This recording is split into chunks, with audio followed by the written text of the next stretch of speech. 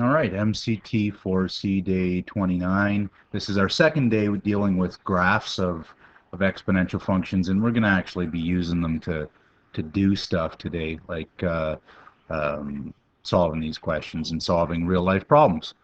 Solve problems, like it says in the goal. Uh, Graphing this, remember we've got our important points at the y-intercept, and then 1 in the base, -1 in the flip of the base is down here somewhere, and you squish in another point if you can, and we can in this one. So here's my graph, and I'm going to try and do a good job of this because we're going to be using this graph to solve problems. Oops, bit of a wobble there, but we'll be all right. See, because now we want to use the graph to estimate the value of 3 to the exponent 1.2. Now we could just fire this into a calculator, but we'll see in C we can't do that. So here 1.2 is around there. You know, there's 1.5, 1.25, 1.2 is about here. Go across, looks like maybe 3.7 maybe. X is 1.2, y is maybe 3.7, and then when x is -0.5, there's -0.5 over maybe 0.6.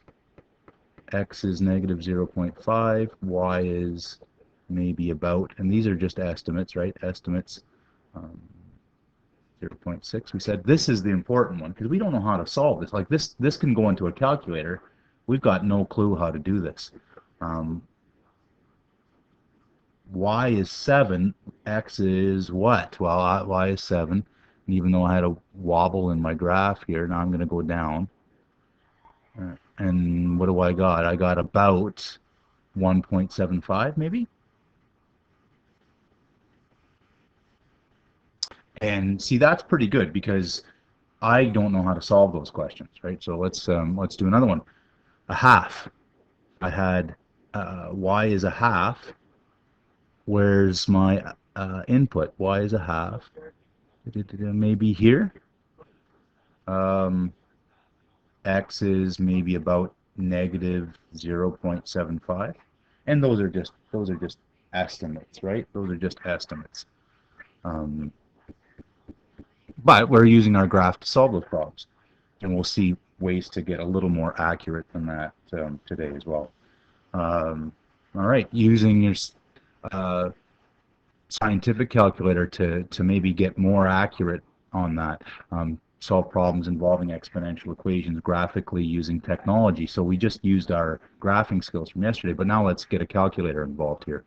Notice if I think about this, I can get a pretty good idea what the answer is anyway, just because I know some exponents, right? When x is 1, y is 3, but when x is 2, y is 9. So since 7's in between these, I know x has got to be between those, and I can see it's closer to 2. So I'm going to maybe make my guess closer to 2, maybe 1.7. So if I get my calculator going. Now this is a graphing calculator, and we'll see how to use this soon. I got a bunch of crud in there, but that's okay. 3 to the exponent 1.7.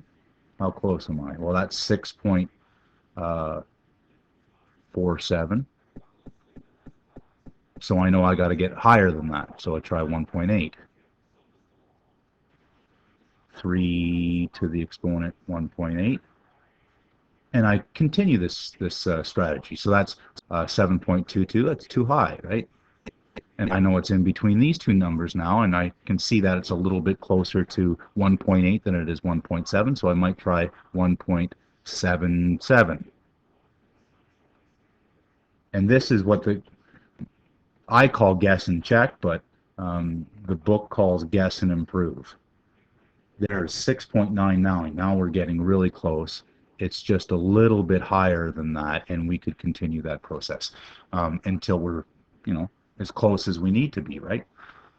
But we can also use a graphing calculator, and this is going to be a pretty neat way to do it. So graphing calculator, it says put the left side into y1, so y1 will be our left side. And then do I have anything in there? No.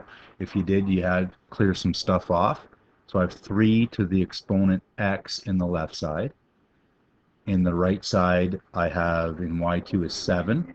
And essentially, I'm going to look for where these cross. I'm going to enter the window settings like this suggests. 3.5 down here. -2 there, maybe. Here, 10. Good. And graph. Oh, I don't know where my axis is. I'm going to have to turn my axes back on so I can see what's going on. Someone shut it off on me, I guess. Probably me, I guess. Yeah, see, axes on. I just pressed second function zoom to do format so I can turn my axes back on. Hit graph. And essentially, this is what we did on the 3-minute review. And I can see it somewhere. The answer is for 7 is somewhere in between 1 and 2, closer to 2, and 1.77 looks pretty close. But the calculator should be able to tell us, and that's what these next steps. So it says hit second trace to access this calculate menu. And you see number 5 here is the intersect menu, the intersect function. The intersect, now it's asking me what curves do you want to find an intersection of. The first curve is 3 to the exponent x. The second curve is just 7. And then it asks me for a guess, so I'm going to get pretty close to a guess here. It doesn't matter how close you get. And then, bam, it gives me the answer to that many decimal places. So that's awesome. I'm going to write that answer in there. X equals 1.7712. And then here, I'm just going to do a rough version of this. That was 7 was about here. And this was 3 to the exponent x. This was 7 there, and everything else looked good. And that's a pretty good estimate. We were getting there with our scientific calculator, but that was really fast. Let me check my time and see how we're doing here. It feels like it's time to go for video 2. Yeah, let's stop there. We'll go to video 2 in just a moment.